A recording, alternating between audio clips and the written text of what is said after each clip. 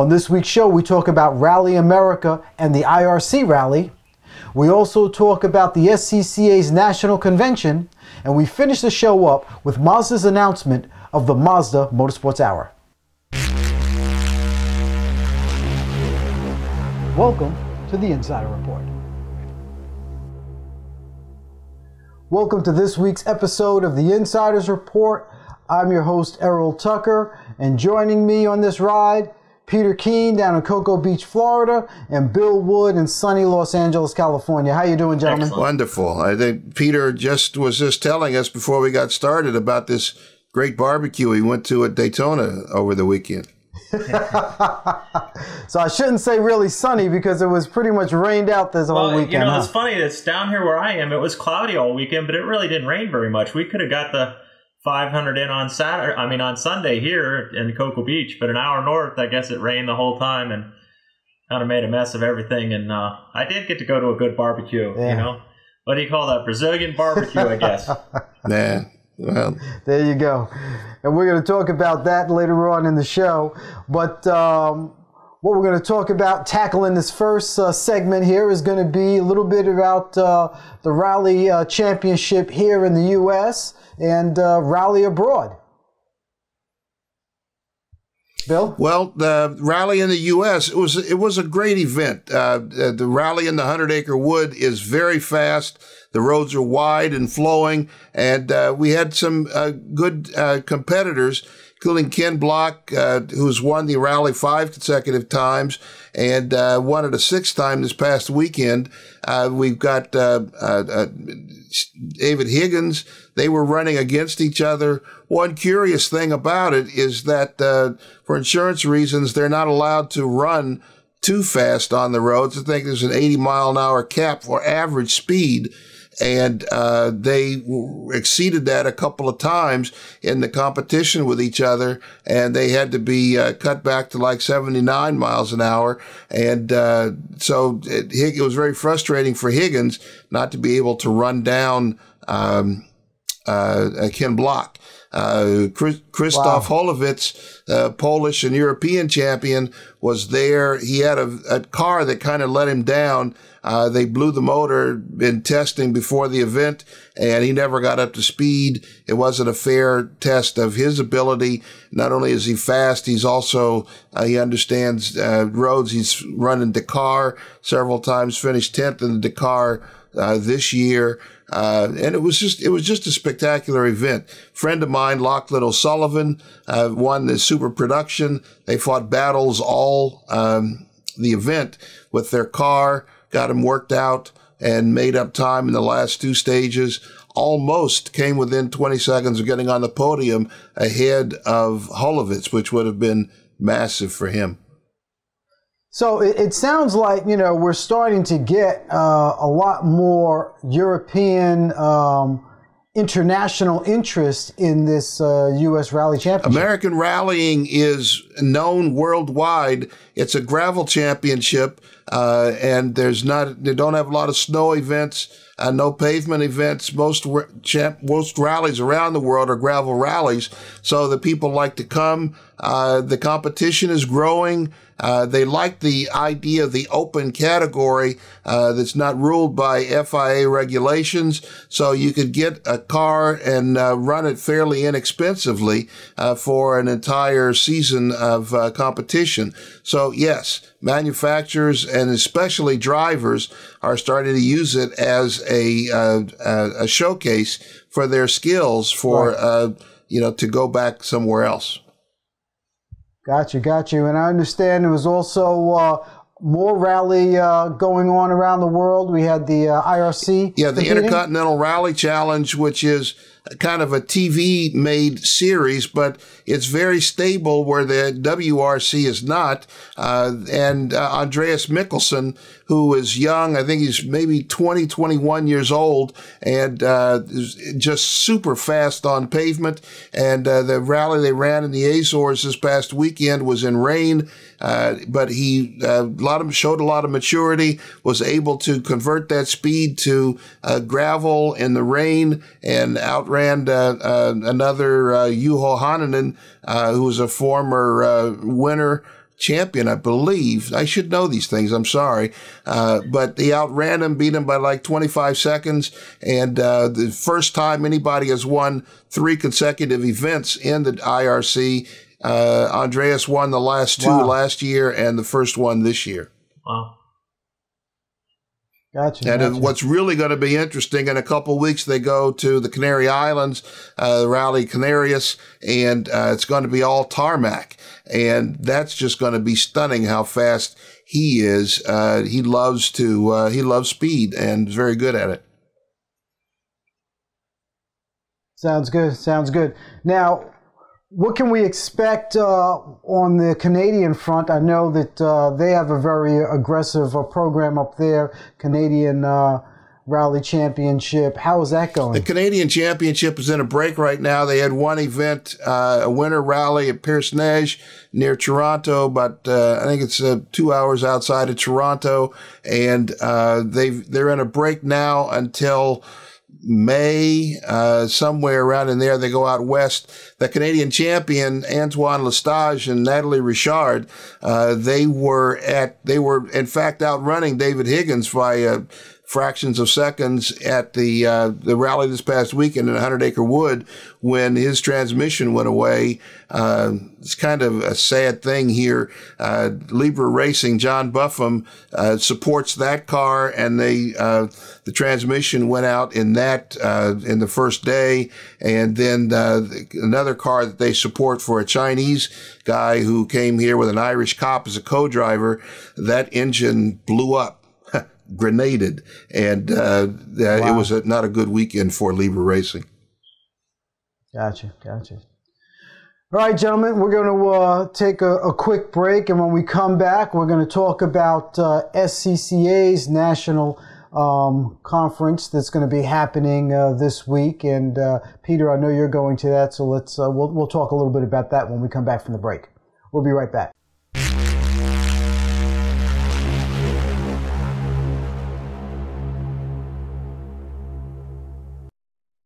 Hey, Mario. Hey, what do you got in this thing? 16 valve, 2.4 liter engine, 200 horsepower. Air conditioning. 32 valve, 3.5 liter engine, 650 horsepower, air conditioning. Honda builds every IndyCar engine. It's our commitment to racing and engineering. The same engineering that goes into the all-new Civic, the official vehicle of the IZOD IndyCar Series.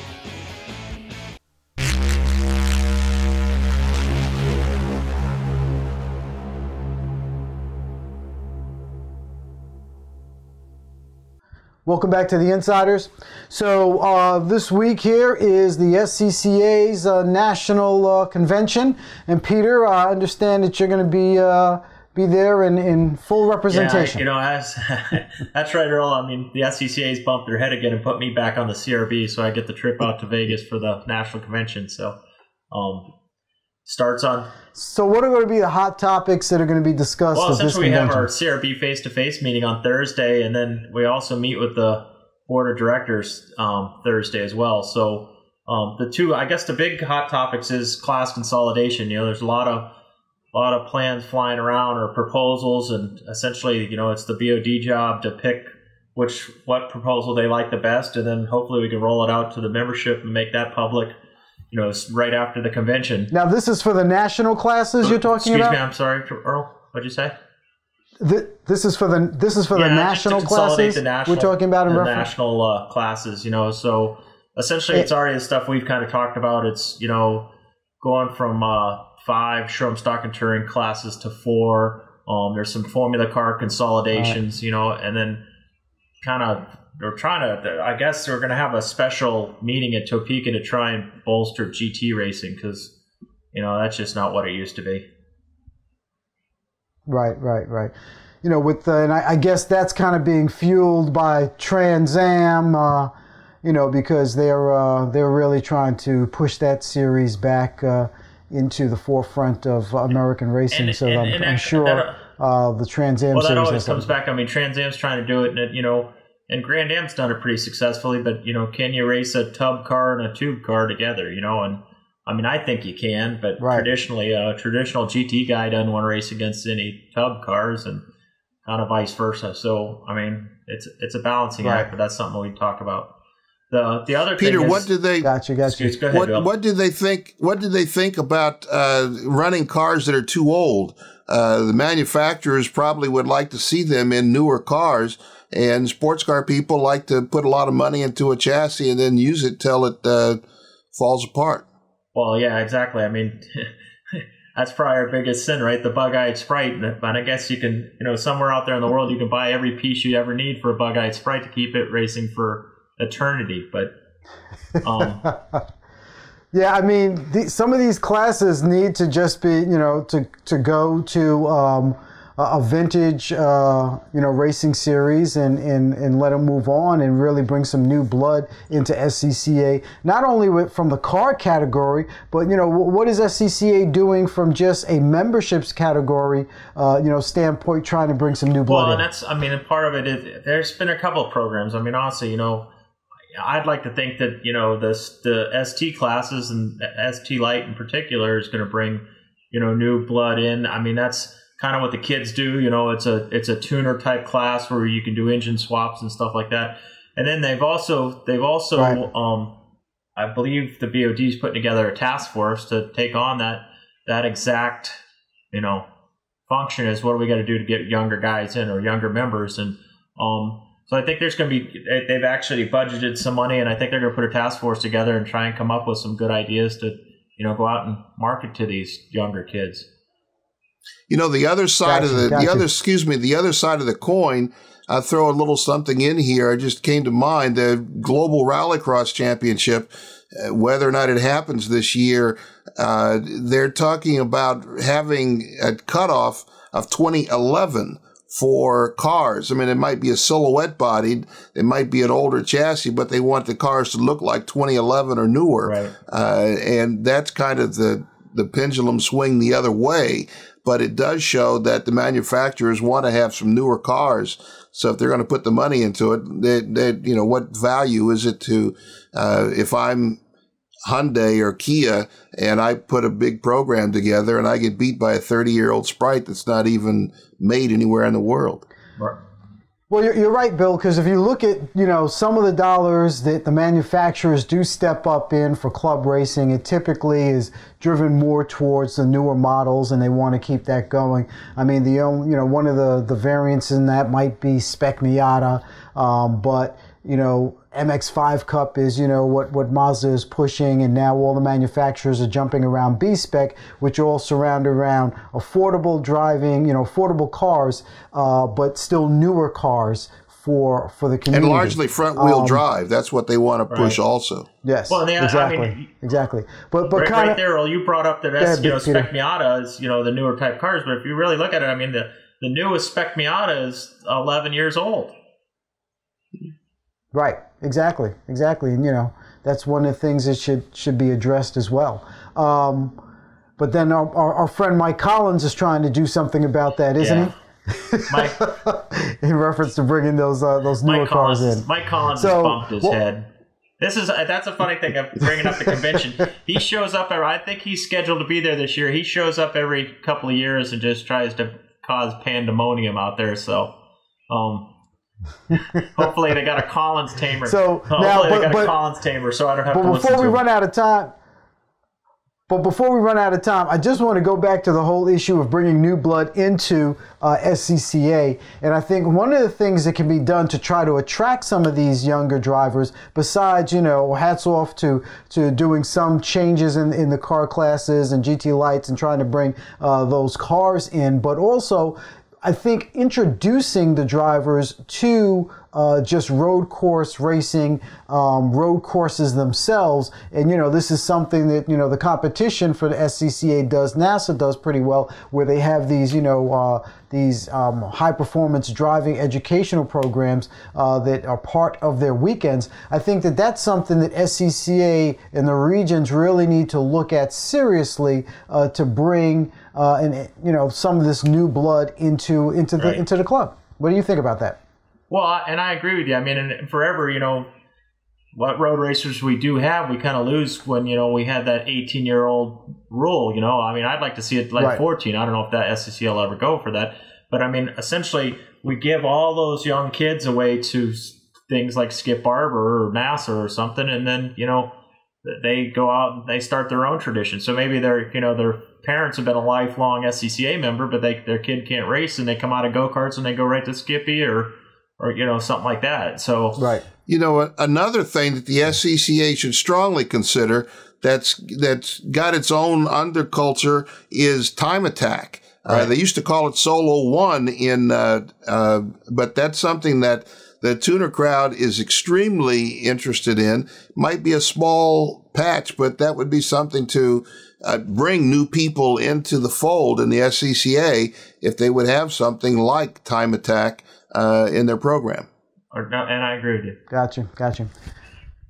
All right, gentlemen, we're going to have to cut this one and take a break. When we come back, then we'll talk a little bit about a move that Mazda has made for television coverage this year, and then we'll also talk about what went on at the 500. We'll be right back after this.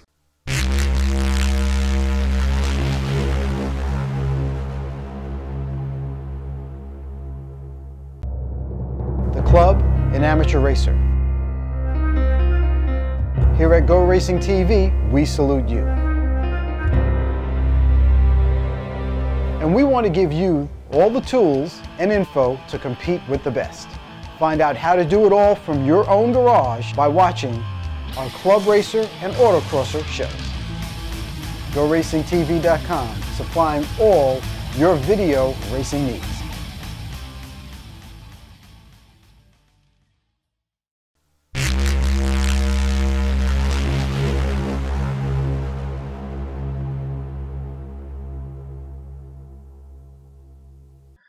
Welcome back to the Insiders.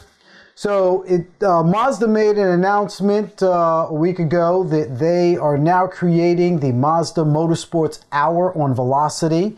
And this 24-week television package that they have on Velocity, which is connected to the Discovery Channel, basically will focus on their three main programs that they have, their Playboy MX-5 Cup, their Star Mazda program, and their USF 2000 program. And then they will also have, I guess, content of some of the other Mazda racing going on throughout the pro and club ranks. Gentlemen, I'm going to throw this over to you guys to ask, is this a good idea, or what are your thoughts about it? I'm going to start with Bill first. Ooh, wow. It's I don't know. I think it does serve some people in the company that probably think television is a good place to be right now. But the idea of appointment television is a dying breed, a dying idea, and creating something that people could look at when they want to seems to be the future. And putting something on at a specific time in an obscure place is then you spend $10 to do that. You got to spend almost $10 telling people, hey, go look at this over here.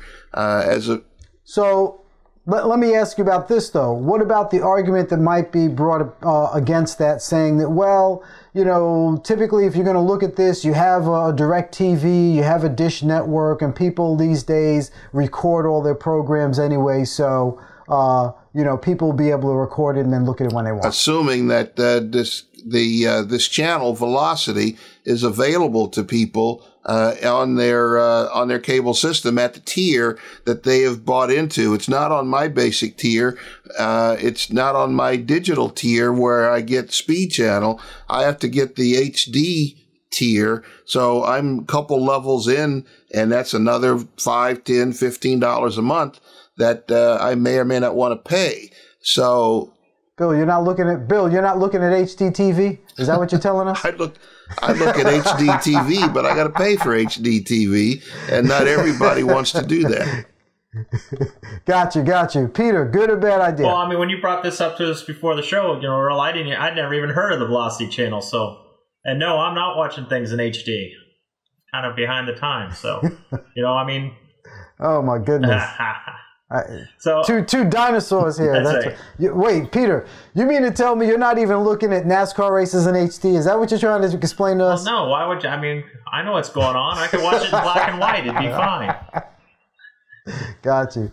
Well, I think, as you said, Bill, it serves the purposes. I think that, some people are still not totally comfortable with total internet maybe coverage, if that's where you were going.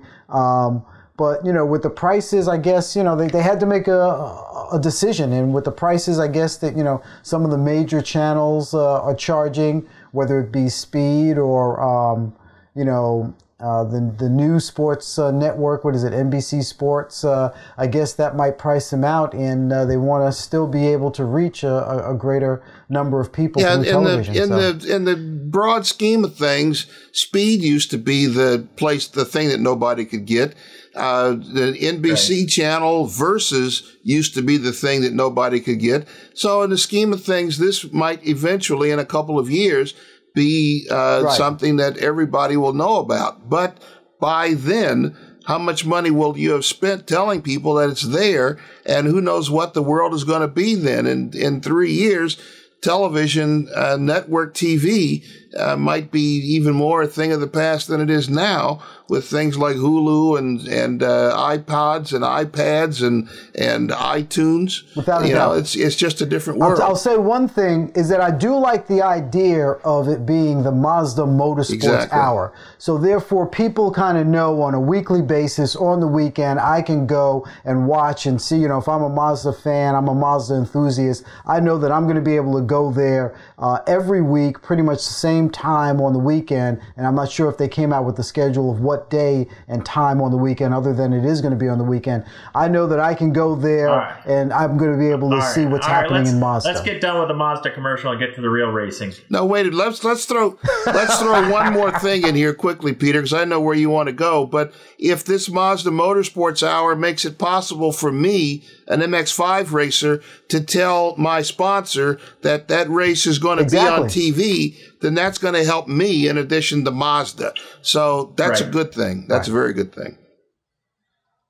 So, all right, gentlemen. And then I guess, Peter, you were at the barbecue this weekend, weren't you? Yeah, I was up there. I guess, I know we have good fan base here, Earl, but I heard from the TV ratings, I think something like 14 million people watched the race last night. So, I know you don't want to bring them all to our website, but no, I was there. I was up there Thursday for the Twin 150s. It's kind of a family tradition. I let my daughter skip school on Thursdays, and we go up there for the Twin 150s. And I wasn't going to go to the 500 on Sunday. It's too much of a zoo. But when it was rain delayed, then I went up there last night and had great seats. Once it dried out, the weather was great. It was a perfect night for racing, or a perfect night for crashing, that's for sure. And it was a great race. I mean, Juan Pablo had a little incident with a jet dryer. I don't even know if anybody's figured out how he got up there and ran into that thing, but somebody said transmission problems or whatever. And then, Danica's big NASCAR debut lasted, a lap and 100 feet or something? Lap and a half. So, yeah, exactly. I got to tell you, the funniest thing I ever saw the other night, Thursday, when we were at the Twin 125s with my daughter, Erin, she crashed, at the last lap of the qualifying race, and there was about 6 or 8 people standing next to me, and then one drunk guy yells out, who had turn 2 in the pool? And some girl raised his hand and he paid her, so they actually had a pool what corner Danica was going to crash in. I thought that was pretty funny shit. Wow. There. So Wow. Speaking of crowds, though, Peter, they had, I read something that they had 36.5 million people. It was the second largest crowd ever to watch Daytona 500 on TV. Do you think that holding the race, just planning to hold it on a Monday night, could be a good thing? Night racing is always more energized, and Monday night has got more people. Yeah, no, I think that was really, I don't know if they did it intentionally, having that 7 o'clock start time, but, that's really truly when the weather just finally dried up. I know driving up there at 4:30, it was still raining. But anyway, I think that was brilliant to end up, make it prime time, make it on a major network like Fox. And, why can't you have... This might be a move. We might see more prime time racing then. Exactly. you know. I think we always look forward to those Saturday night races, but you know, people are always, you know, got things to do. So I mean, I kind of agree with you. Maybe that's not such a bad marketing ploy to run it on Monday night. I think it would be massive. Not every event, but to pick out some events, some major events like the Daytona 500 or one of the Bristol races or the race at the some of the marquee tracks. Brickyard. That might be something that could also work on a Monday night. Well, I mean, honestly, if it would have, you know, worked out, if they didn't have that, you know, what was it, 40 minutes red flag for the fuel spill, then, you know, it would have finished in, you know, a proper time or whatever, and, you know, not gone into Tuesday. So, but yeah, that's all stuff that could be worked out. Gotcha. All right, Peter, you have a good trip to the convention, and we'll be looking to get a report as to what happened from there. That sounds good. That's why I'm packing today to head out there, and I don't know, wish me luck. I mean, me and Bob Dowie will be at, I don't know, roulette or blackjack or something, being obnoxious. I'm sure of it. All right, gentlemen, thanks a lot. Folks out there, remember, you stay tuned on to Go Racing TV for all your club racing needs. We have added quite a bit of new video coverage for some of the races across the pond on the site. Be sure to check those out. And until next week, you take care.